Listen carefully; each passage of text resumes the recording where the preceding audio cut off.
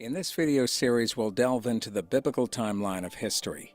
We aim to uncover the significance of important historical dates, such as the creation in 11,013 BC, the flood in 4990 BC, and even the date when God would bring judgment upon the house of God, the churches, as mentioned in 1 Peter 4:17. We'll also explore the date of Judgment Day, which is also alluded to in the same verse.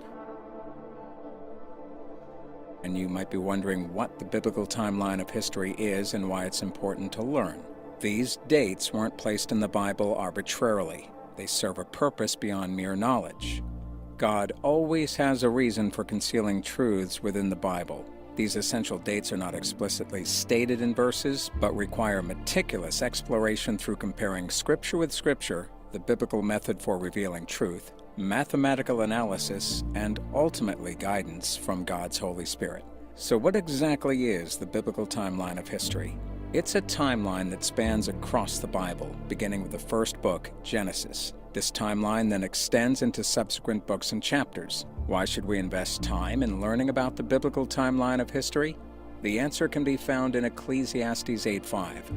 Whoso keepeth the commandment shall feel no evil thing, and a wise man's heart discerneth both time and judgment. To comprehend the current time or season, understanding past biblical events is essential to understand when future events will occur that the Bible is prophesied about.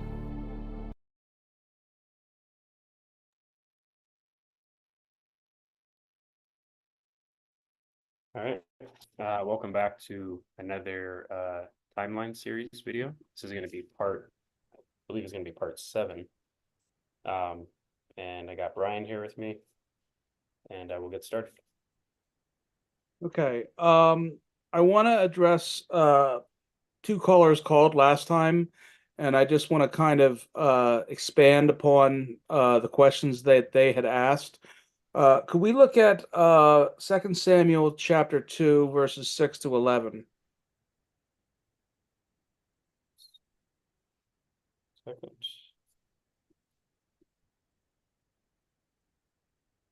Second Samuel 2. Chapter 2, verses 6 to 11.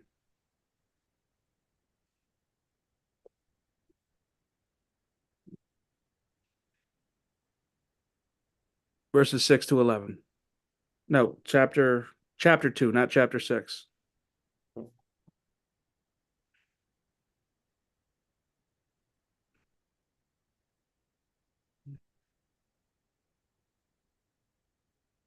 And now, Jehovah, show kindness and truth unto you, and I will also requite you this kindness, because ye have done this thing. Now, therefore, let your hands be strengthened, and be ye valiant, for your master Saul is dead, and also the house of Judah have anointed me king over them. Now, this is historically King David speaking. But Abner, the son of Ner, captain of Saul's host, took Ishbosheth, the son of Saul, and brought him over to Mahanaim, and made him king over Gilead, and over the Asherites, and over Jezreel, and over Ephraim, and over Benjamin, and over all Israel. Ishbosheth, Saul's son, was 40 years old when he began to reign over Israel, and he reigned 2 years. But the house of Judah followed David. And the time that David was king in Hebron over the house of Judah was 7 years and 6 months. So the question was, is Ishbosheth's reign legitimate? Well, let's go back and look at verses 8 and 9. And I want you to notice that Abner, the son of Ner, was the captain of Saul's host. It does not say that he was a priest or a prophet. Neither do we read that Ishbosheth was anointed, nor that God told him to do it. And can we just go back and look at verses 8 and 9 real quick? Yeah, do you mind sharing that on your screen? Oh, okay. We could do that.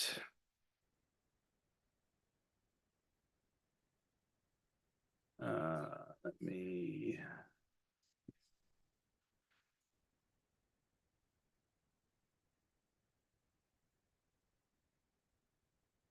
how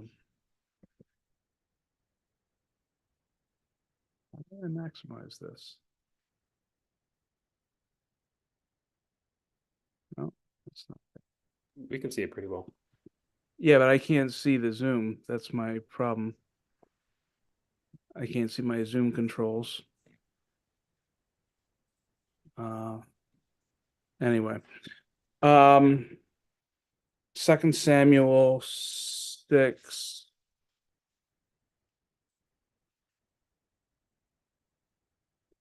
Verses 8 and 9. I'm sorry, 2 Samuel. I did the same mistake. 2 Samuel 2, verses 8 and 9.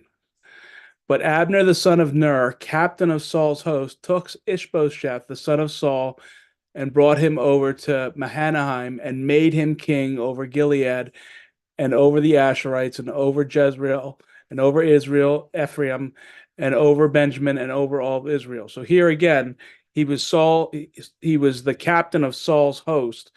He was not a priest, nor do we read that that Ishbosheth was anointed, nor do we read that God told him to do it. And let's compare this to 1 Samuel 8, 7 to 9. And Jehovah said unto Samuel, Hearken unto the voice of the people in all that they say unto thee, for they have not rejected thee, but they have rejected me, that I should not reign over them, according to all the works which they have done since the day that I have brought them out of Egypt, even unto this day, wherewith they have forsaken me and served other gods, so do they unto me. Now therefore hearken unto their voice, howbeit yet protest solemnly unto them, and show them the manner of king that shall reign over them. And let's go down to 1 Samuel 15. So God tells Samuel to make Saul king. 1 Samuel 15:1. And Samuel also said unto Saul, Jehovah hath sent me to anoint thee to be king over his people, over Israel. Now therefore hearken thou unto the words, unto the voice of the words of Jehovah. And we'll skip down to verse 22.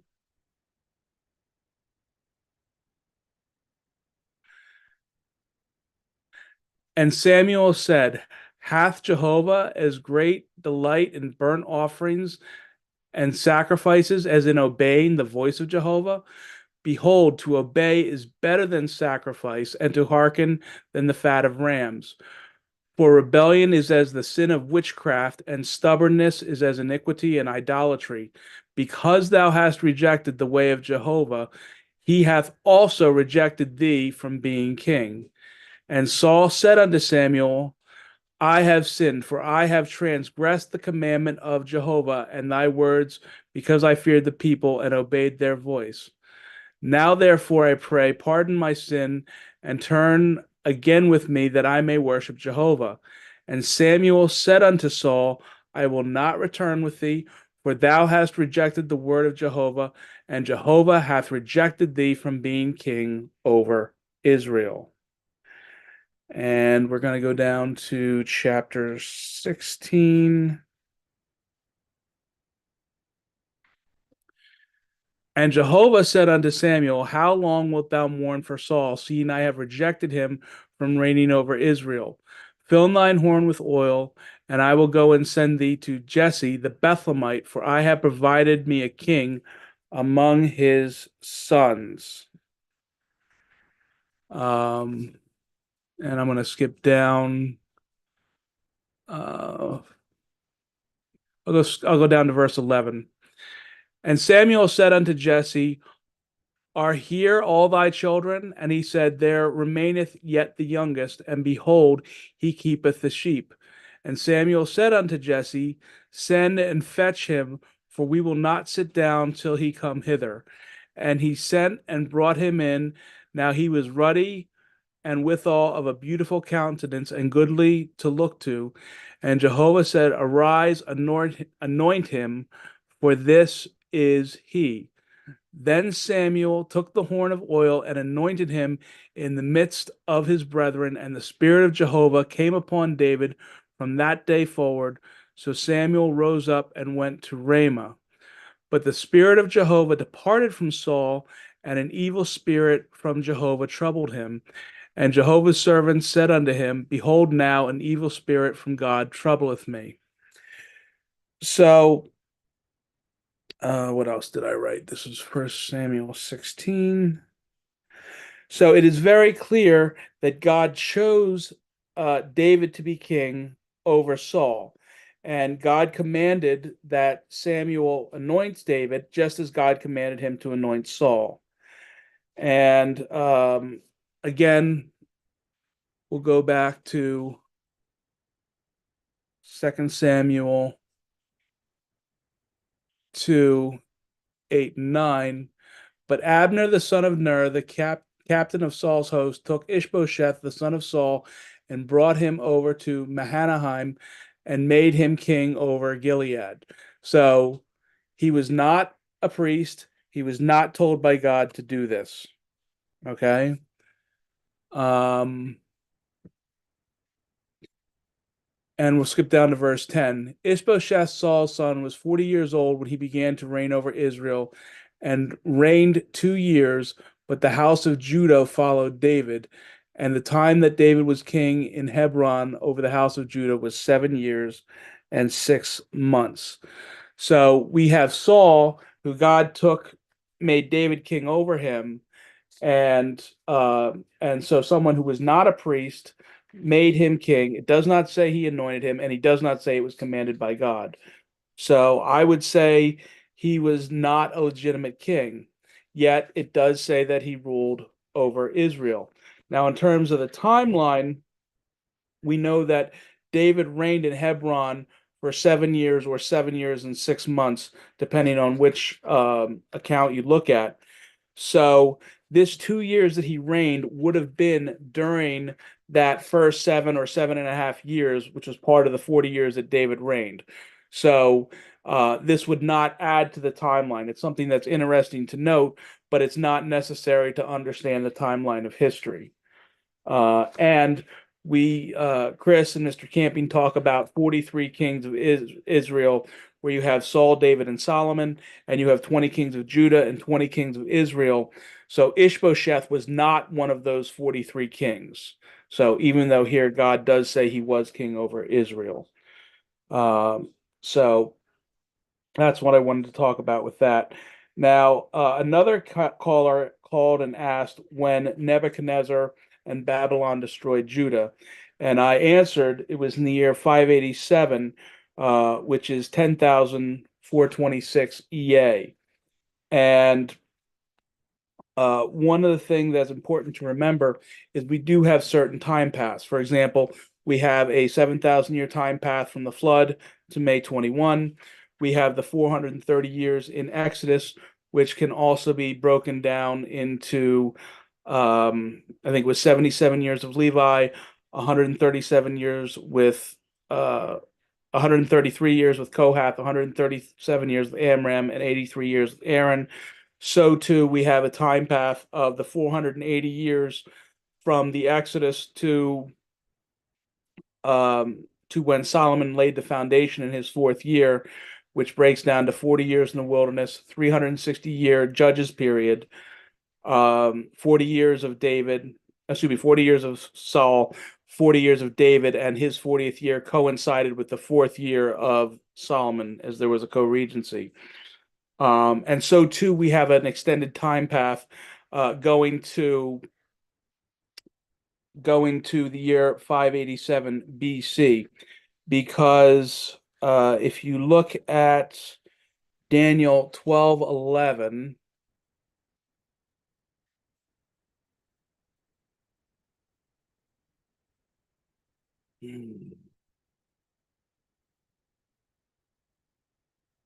and from the time that the daily sacrifice shall be taken away, and abomination maketh desolate set up, there shall be 1,290 days. And 1,290 is 3 times 430, which is the time that they spent in Egypt rather. And so if you take the year 9136 EA or 1877 BC, which is the year that Jacob and his family entered Egypt, and you add 1290, which is 3 times 430, that gets you to the year 587 BC or 10,426 EA, which is the year that uh, Babylon destroyed the temple in Judah. And if you triple that again, which is 3870 from 1877 BC when they entered Egypt, that would take you to 1994, which is when the latter rain began. And so we have the 3 great tribulations. The first great tribulation being the 7 years of famine, and they spent 2 years in Canaan and the last 7 in Egypt. And then the second great tribulation began in 609 BC with the death of Josiah, the last good king of Judah, and ended after 70 years with the destruction of Babylon. But in that midpoint was when Babylon destroyed Judah. And then finally, with the last great tribulation, we had 23 years from May 21, 1988 to May 21, 2011. And the midpoint was in September of 1994 when the latter rain began. So we have this multiple of 430 linking the mid part of these 3 great tribulations. And so too, when Mr. Camping goes through the timeline, he he was set in, God set in that Judah was going to be destroyed in 587. And so he had to make sure when he looked at the reigns of the kings that matched up. So it made it easier for him because he knew what the end point was, just like he knew the end point of the 480 was the 4th year of Solomon, just like he knew that the Exodus had to be 430 years, which would be the last of the 4 generations. So did you want to go a little more into that 480 years? Are you ready to do that? Or did you want me to go on with David and Solomon? You could continue. I'll be ready in just a moment. Okay. So last session, I proved that there was no co-regency between David and Saul. This time, I want to prove that there was a co-regency between David and Solomon. And we're going to start by looking at 2 Samuel 15.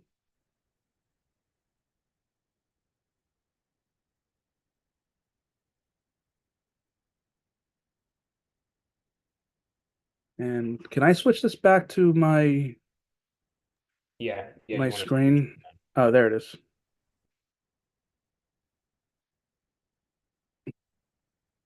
Can you guys see that, Carl? Yeah, we can see that. Okay. So I'm going to read verses. This is away. So this is 2 Samuel 15. I'm going to start in verse 1. I'm going to read to verse 8. And it came to pass, now Absalom was one of David's sons.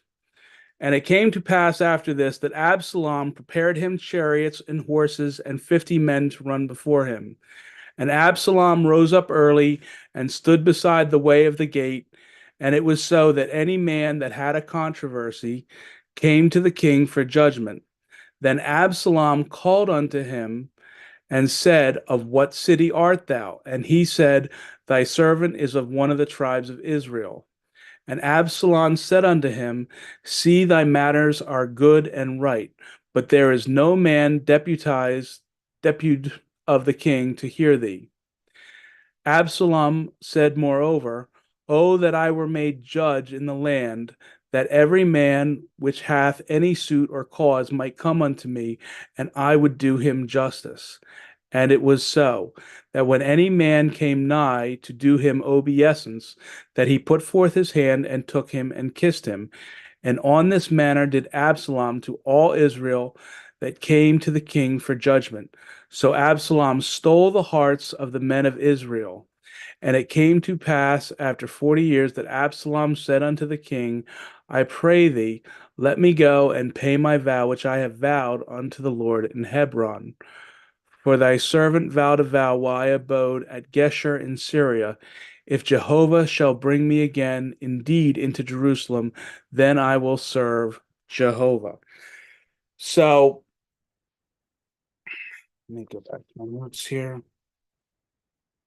So here we can see that Absalom is trying to judge matters meant for the king, and he is trying to persuade the people that he should be king rather than David. And let's go down to verse 12.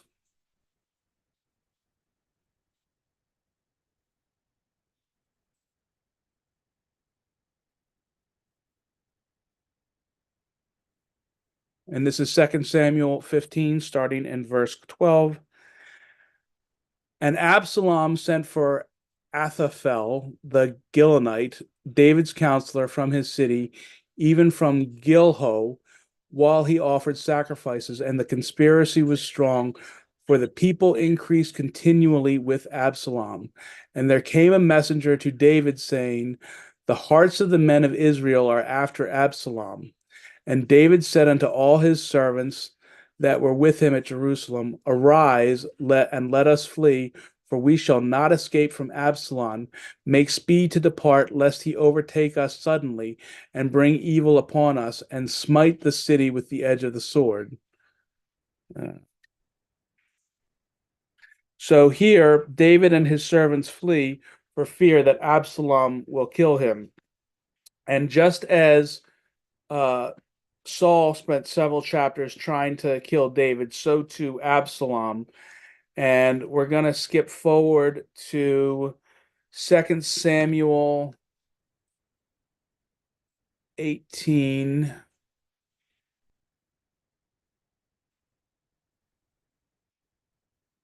And we're going to read verses 7 to 10.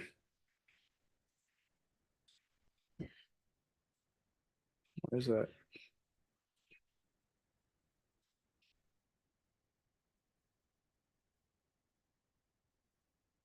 Where the people of Israel were slain before the servants of David, and there was a great slaughter that day of 20,000 men. For the battle was there scattered over the face of all the country, and the wood devoured more people that day than the sword devoured. And Absalom met the servants of David, and Absalom rode upon the mule, and the mule went under the thick boughs of a great oak, and his head caught hold of the oak, and he was taken up between the heaven and the earth, and the mule that was under him went away. And a certain man saw it and told Joab, saying, behold, I saw Absalom hanged in an oak tree. So here we see that Absalom dies. Now let's fast forward a little bit to 1 Kings chapter 1, and we'll read verse 1.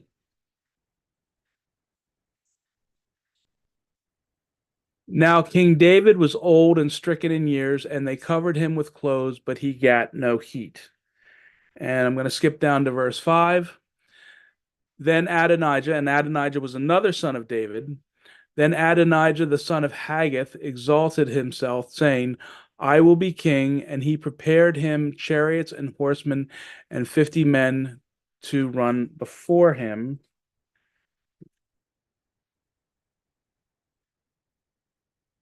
And his father had not displeased him at any time, saying, why hast thou done so? And he also was a very goodly man, and his mother bare him after Absalom. And he conferred with Joab the son of Zeruiah, and with Abiathar the priest, and they, following Adonijah, helped him. So we see now we have David, who has a second son who wants to be king while David is yet still alive. Now, unlike Absalom, this son does not try to kill David. Now, historically speaking, this may have been because he had a love of his father, or it may have been that he feared to die in battle the way his brother did. But David wasn't stopping Adonijah, so perhaps he figured David was old, he's going to die soon anyway, so, it's really not worth fighting. The Bible doesn't give us this information, but what we do know is that he did want to be king. So let's look to see how many sons did David have. And for this, we're going to look at First Chronicles chapter 3, and I'll read verses 1 to 9. Now these were the sons of David which were born unto him in Hebron.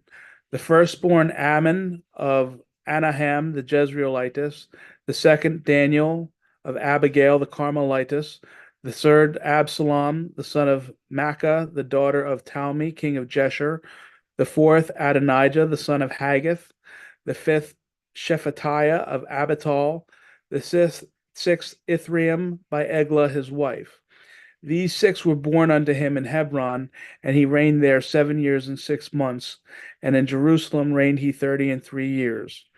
And these were born unto him in Jerusalem: Shimeah, and Shobab, and Nathan, and Solomon, four of Bathshua the daughter of Amiel. Ibhar also, and Elishama, and Eliphet, and Noga, and Nepheg, and Japhia, and Elishama, and Elida, and Eliphet 9. These were the sons of David, besides the concubines and Tamar their sister. So we see from this that David had many sons, and now we have not one, but two sons who are trying to establish himself as king before the death of David.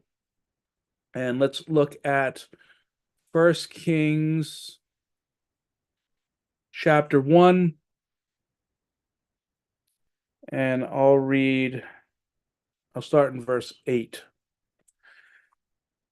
But Zadok the priest, and Benaiah the son of Jehoiada, and Nathan the prophet, and Shimei and Ray, and the mighty men which belonged to David, were not with Adonijah.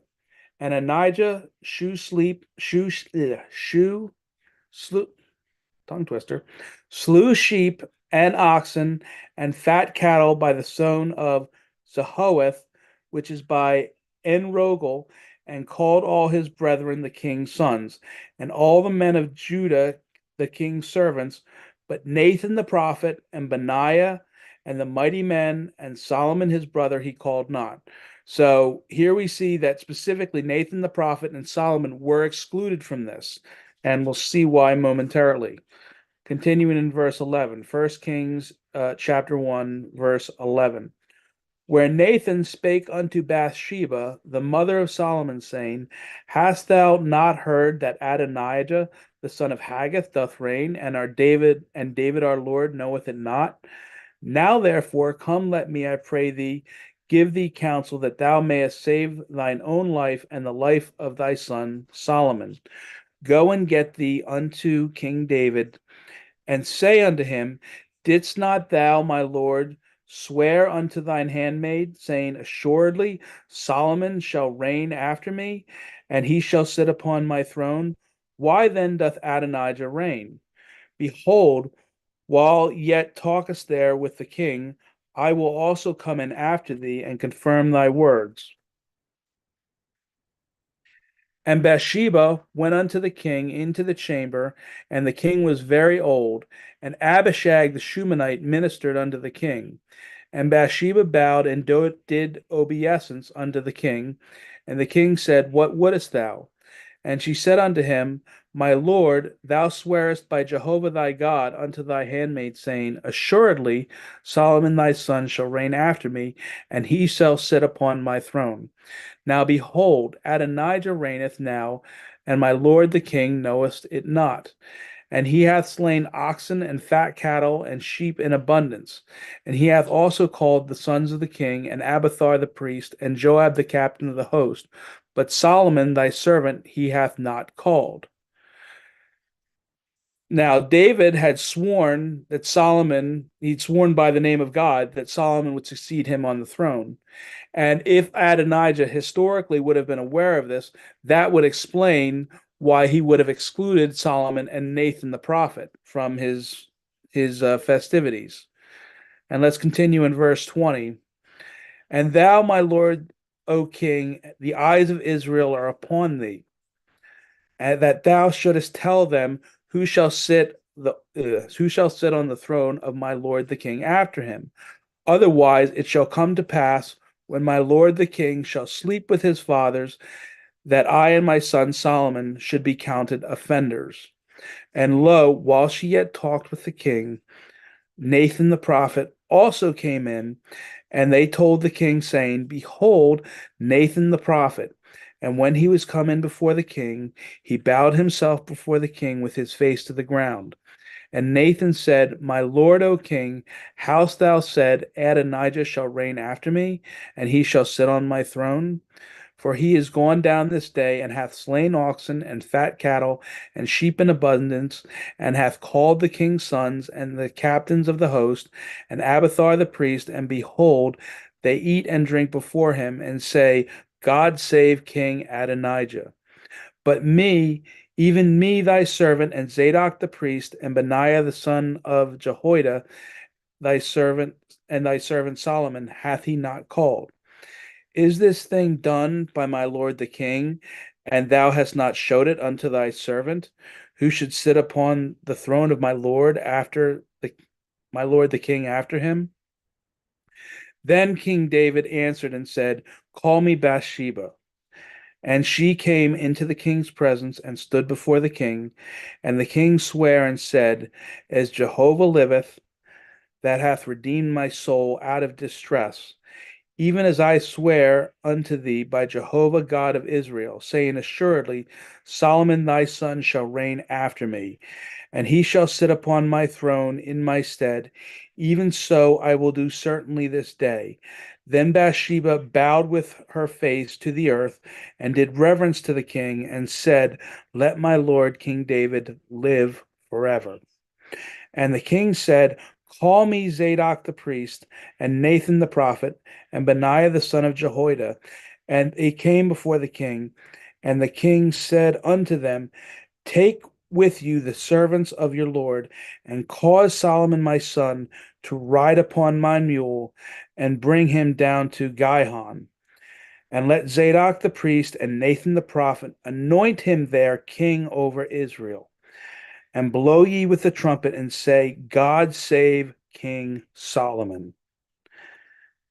Then ye shall come up after him, that he may come up and sit upon the throne, for he shall be my king in my stead. And I have appointed him to be ruler over Israel and over Judah. And Benaiah the son of Jehoiada answered the king and said, Amen. Jehovah God of my Lord, the king, say so too. And as Jehovah hath been with my lord the king, even so be he with Solomon, and make his throne greater than the throne of my lord King David. So Zadok the priest, and Nathan the prophet, and Benaiah the son of Jehoiada, and the Sherethites and the Pethelites went down and caused Solomon to ride upon the king's mule, and brought him to Gihon. And Zadok the priest took an horn of oil out of the tabernacle and anointed Saul, and they blew the trumpet, and all the people said, God save King Solomon. And all the people came up after him, and the people piped with pipes and rejoiced with great joy, so that the earth rent with the sound of him. So I know that's a long passage, but I wanted to make it absolutely clear that David commanded that Solomon be anointed while David was still alive, because he already had not one but two sons who tried to usurp his throne while he was alive. So he wanted to make absolutely sure that everybody knew that Solomon was his successor. So let's go to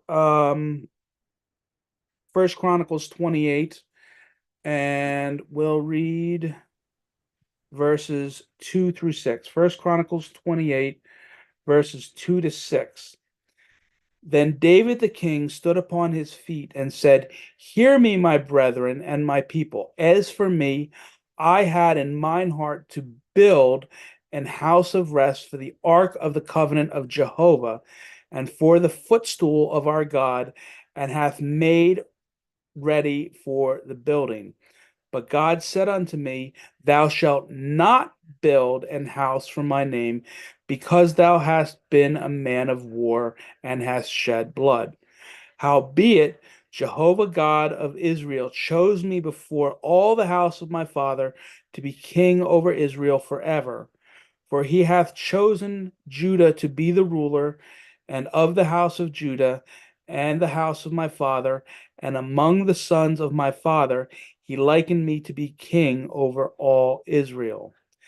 And all my sons, for Jehovah hath given me many sons, he hath chosen Solomon to sit on my throne upon the kingdom of Jehovah over Israel. And he said unto me, Solomon thy son, he shall build my house and my courts, for I have chosen him to be my son, and I will be his father. So it's true that David could not build the temple, but he did all the prep work that he could so that it could commence shortly after his death. And spiritually, building the temple points to the elect that would become saved. And this could not happen until Christ paid for their sins from the foundation of the world. That's why David could not build the temple. So let's look at 1 Chronicles 22, and we'll read verses 2 to 6. And David commanded to gather together the strangers that were in the land of Israel, and he set masons to hew wrought stones to build the house of God. And David prepared iron in abundance for the nails, for the doors of the gates, for the joinings, and the brass in abundance without weight. Also cedar trees in abundance, for the Zidonians and they of Tyre brought much cedar wood to David. And David said, Solomon my son is young and tender, and the house that is to be builded for Jehovah must be exceeding magnifical of fame and of glory throughout all countries. I will therefore now make preparation for it. So David prepared abundantly before his death. Then he called Solomon his son and charged him to build an house for Jehovah God of Israel. And I want to note that David commanded that he brought stones to build the house of Jehovah. He prepared iron in abundance. We read that in verse 3. And in verse 4, it says that he had cedar trees in abundance. And this is David. Now, I want to compare this with 1 Kings chapter 5, and we'll look at verses 15 to 18. And Solomon had 70,010 bare burdens, and 80,000 hewlers in the mountains, besides the chief of Solomon's officers, which were over the work, 3,300, which ruled over the people that wrought in the work. And the king, and this would be King Solomon, and the king, they brought great stones, costly stones, and huge stones to lay the foundation of the house. And Solomon's builders and Hiram's builders did hew them, and the stone quarters. So they prepared timber and stones to build the house. And let's look at 1 Kings chapter 5, and we'll look at verses 10 and 11. So Hiram gave Solomon cedar trees and fir trees according to all his desire. So Solomon had these cedar trees. And Solomon gave Hiram 20,000 measures of wheat for food for his household, and 20 measures of pure oil. Thus gave Solomon to Hiram year by year. So we see that David acquired stones and cedar trees in abundance. We also see that Solomon also acquired stones and cedar trees. So we can see that this was a joint effort between David and Solomon. Thus, they are both simultaneously acting as king. And let's go to 1 Chronicles 22, and we'll start in verse 11. And this historically is David speaking to Solomon. Now, my son, Jehovah be with thee, and prosper thou, and build the house of Jehovah thy God, as he saith of thee. Only Jehovah give thee wisdom and understanding, and give thee charge concerning Israel, that thou mayest keep the law of Jehovah thy God. Then shalt thou prosper if thou takest heed to fulfill the statutes and the judgments which Jehovah charged Moses with concerning Israel. Be strong and of good courage, dread not, nor be dismayed. Now behold, in my trouble I have prepared the house of Jehovah 100,000 talents of gold, 1,000 talents of silver, and of brass and iron without weight, for it is in abundance. Timber also and stone have I prepared, and thou mayest add thereto. Moreover, there are workmen with thee in abundance, hewers and workers of stone and timber, and all manner of cunning men for every manner of work. Of the gold, the silver, and the brass, and the iron, there is no number. Arise, therefore, and be doing, and Jehovah be with thee. So Solomon would be eager to build this temple as soon as possible, but the temple could not be laid while David yet lived. And we read in 1 Kings 6:1, and it came to pass in the 480th year after the children of Israel are come out of the land, in the 4th year of Solomon's reign over Israel, in the month Ziph, which is the 2nd month, that he began to build the house of Jehovah. So this would have been Solomon's fourth accession or non-inclusive or actual year of his reign, which would have corresponded to the fifth non-accession or inclusive or calendar year of his reign. And he would have reigned another 36 years after David's death until 10,082 EA or 931 BC. And we know that Solomon laid the foundation on the 2nd day of the 2nd month in the year 10,046 EA, which, if you take the Jewish calendar and roll it back, corresponds to a Gregorian date of Wednesday, April 16th, 967 BC. And we don't know actually when David died. However, if we go back to Deuteronomy chapter 34, and I'll read verses 7 and 8. Moses was 120 years old when he died. His eye was not dim, nor his natural force abated. And the children of Israel wept for Moses in the plains of Moab 30 days. So the days of weeping and mourning for Moses were ended. So Israel mourned for Moses for 30 days. So I don't think it's unreasonable to assume that there was a similar mourning period for David dying and Solomon becoming sole king. So so that would mean that David would have died on the 2nd day of the 1st month in the year 10,046 EA, which roughly corresponds to Monday, March 17th, 967 BC. And this would have been the 480th accession year from the Exodus to when Solomon laid the foundation of the temple. And that 480 years was composed of 40 years in the wilderness, 360 years of the judges, the full 40 years of Saul, and then the full 40 years of David, the last 4 of which coincided with the first 4 of Solomon. All right, thanks for sharing all that, Brian. And we'll go ahead and look at some things on the timeline. So if you remember the last episode, we started to go through the kings, and we made it so far. Let's just go ahead and pick up where we left off. All right, just a reminder, if you want to get to the timeline, you can type in ebiblefellowship.org/biblical timeline, or you go to the website,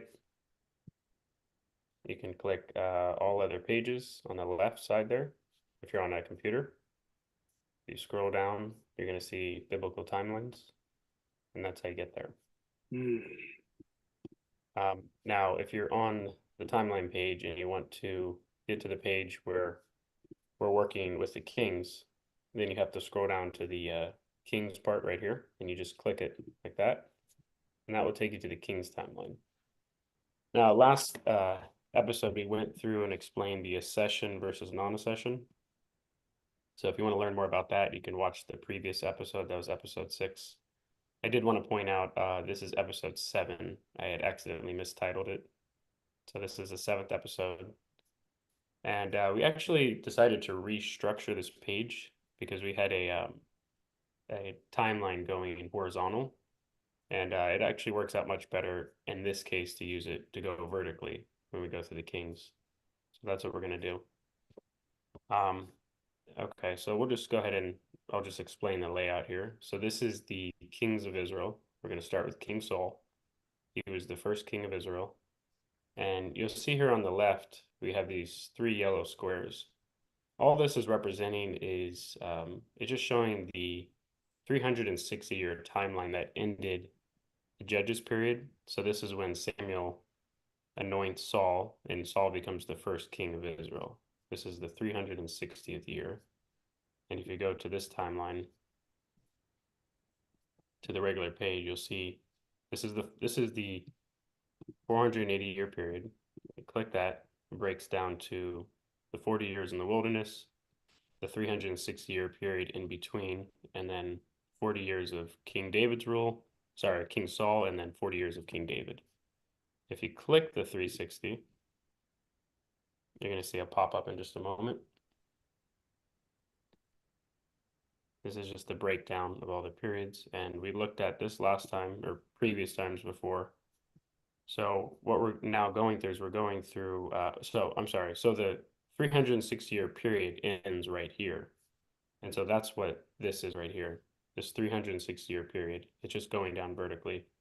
And then when the 360, so you have 360 here, this is the year Saul's anointed king, and then this would be the 400th year of that 480th year period. So again, on the timeline, goes out of this.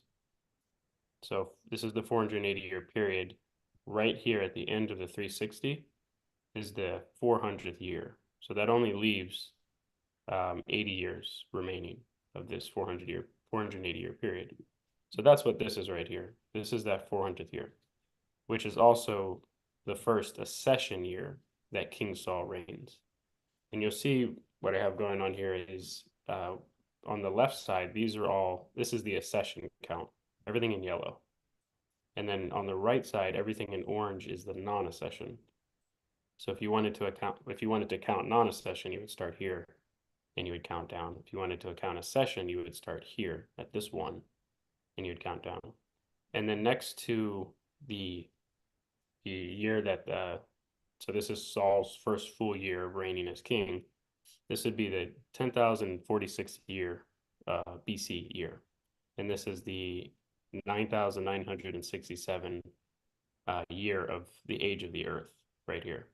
So that way you can keep track of the years as you go down the row, right? And then on the left side, the 480-year period continues all the way down. And that's going to stop at the bottom here. This is the end of the 480-year period, which is the 4th year, the 4th accession year of King Solomon's reign. So King Solomon's here, his 4th reign is right here. And this is where we would pick up on the timeline, because we know that from the Exodus, we discovered from that verse we looked at, and Brian read that earlier, from the Exodus all the way to when Solomon lays the foundation of the temple is a 480-year period. And so that's what this section is, 480th period, which is the 4th year where Solomon began to build the foundation of the temple. And it's also the same year that David died. So let me just explain something up here too. So as far as the counting system, if it's confusing, like what accession versus non-accession is, basically it's with some kings, God uses the accession count, and other kings, God uses the non-accession. And the reason for this is, or the reason why we're laying it out like this is, say, when Mr. Camping went through, he wrote the book, The Perfect Harmony of the Hebrew Kings. he somehow had to harmonize these scriptures together. Like with Saul, we know that he reigned 40 years. But with other kings, there's verses that appear to contradict, and so you have these two different types of counts. So this way we can keep track of both the counts for each king. And then if you see a yellow line above the king, this means that the count that was used in the Bible was the accession count. You see a yellow line. So as you can see for King Saul, there's this yellow line. If you scroll down to King David, the accession count is used for King David, and likewise also for Solomon. So when we get to a king that uses the non-accession, it's going to be orange right above that. And then as you can see up here, this is the year that Saul's anointed king, but we don't start the count until right here, Saul's first full year as king. So you go 1, 2, and you get all the way to the bottom. And this is the last year that he reigns, his 40th year, which coincides with the 440th year of the 480-year period. This is his 41 accession year, if you wanted to account his accession year. And then the date is 1007 BC, and the earth is 1006 years old right here. 10,006. Sorry, 10,006. And then over here you have King David. So so again, we're counting accession here. So you can drop down 107. Now, he's anointed king the same year that King Saul dies, but we don't count we don't start the count until this year, his first year, which is 1006. So you go 1009 BC, 1008, 1007 BC, 1006 BC, 1005 BC. You don't need to double count these two. All right, and then again, David's anointed king here. This is his first full year as king. So we'll go all the way down to the bottom. And you'll notice this is the first time where there's a co-regency, right? So Brian just proved that earlier that David before he proved there's no co-regency between Saul and King David. So it goes from here to here, but down here he just proved that there was a co-regency, because you could see Solomon was beginning to build the temple, getting all the supplies ready. He was anointed king while David was still alive. So if you see this lighter purple, that just means that there's this is when the co-regency began. So this would have been David's 36th accession year, his 37th non-accession. So if you go 974, 973, 972, then you can drop down over here to 971, 970, 969, and you just continue on down Solomon's line. So we go to the end of Solomon. That gets us. Can you just go back? I just want to point out, the year that David died would have been his 40th accession year, but it also would have been Solomon's 4th accession year, and that's why when we look at the when we look at the 480 years, that's why we say so those last 4 accession years of Solomon coincided with the last 4 accession years of David.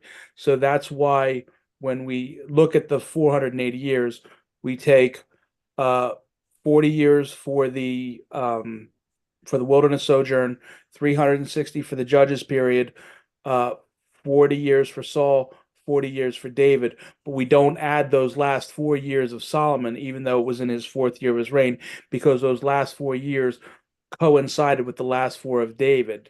And so to add those 4 years would be double counting those 4 years.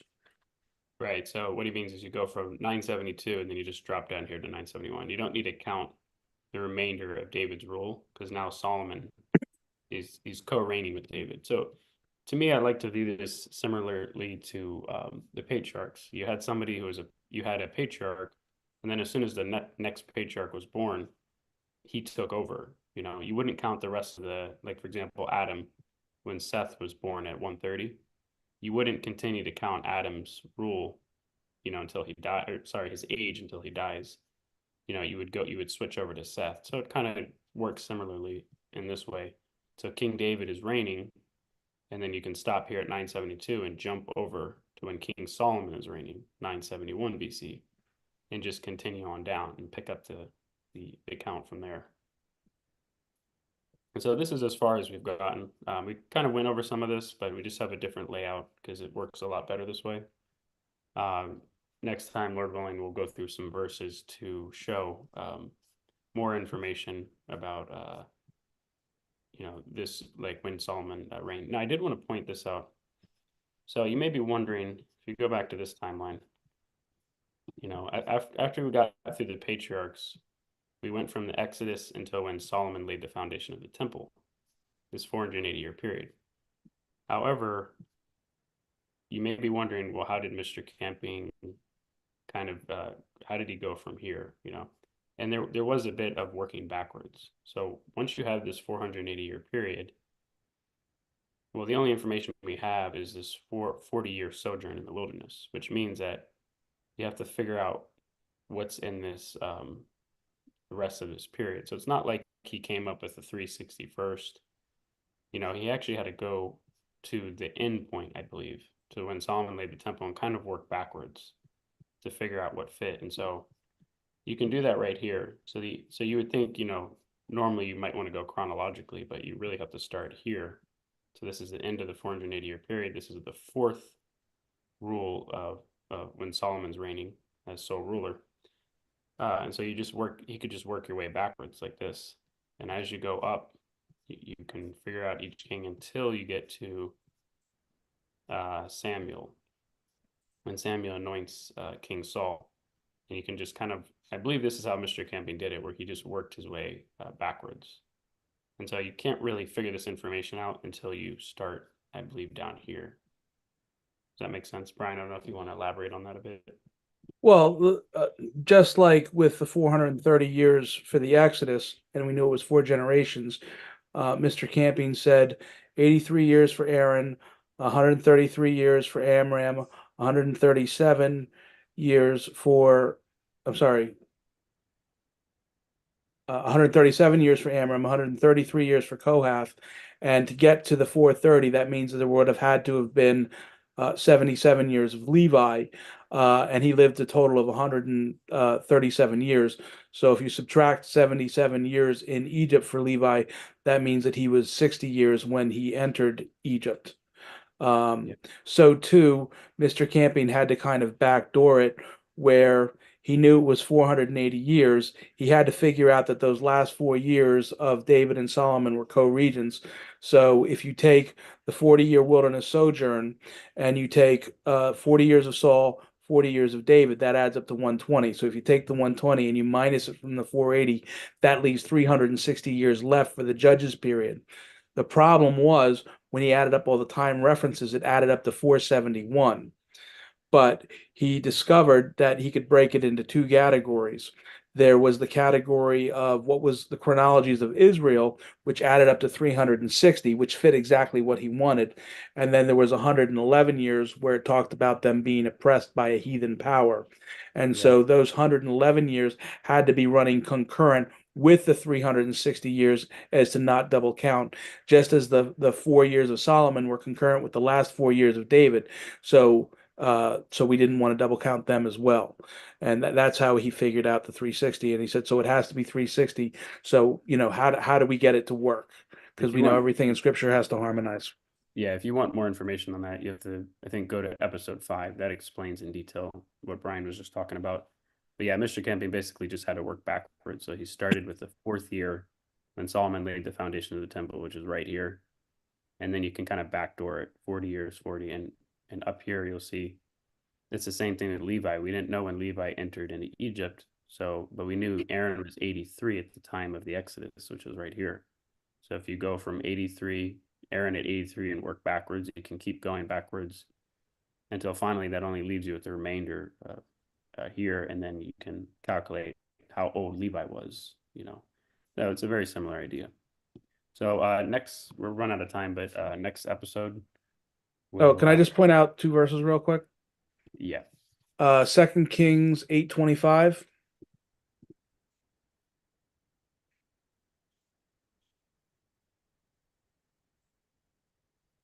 Are you going to bring that up? Yeah. 2 Kings 8:25. Yes. In the 12th year of Joram, the son of Ahab, king of Israel, did Ahaziah, the son of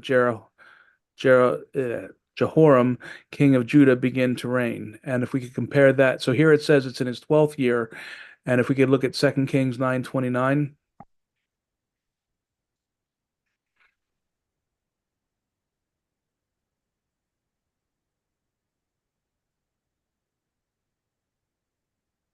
And in the 11th year of Joram, the son of Ahab, began Ahaziah to reign over Judah. So was it the 11th year or the 12th year? Now, if you could go back to where you were showing David and Solomon and Yeah. Saul. Mm-hmm. So it's a different king, but still, if you scroll down, you can see that yeah, let's scroll down or up so we can see the 11, 12. Oh, you want to say Just yeah, scroll, yeah. So there you can see that his 11th accession year is concurrent with his 12th non-accession year. That's how we are able to harmonize those two verses, that it was the 11th and the 12th year. And of course, that gives critics of the Bible, at least in their own minds, right to criticize, saying it's scribal error or whatever they do to try to discredit the authority of the Bible. Yeah, so this is a good website to take them to, so they can see that the non-accession versus accession, it makes the difference between the counts. If you start the count here, it's going to be one more. If you start it here, it's going to be one less. So, but yeah, we've run out of time, so we're going to go ahead and wrap it up, and we'll start the Bible reading in about a minute.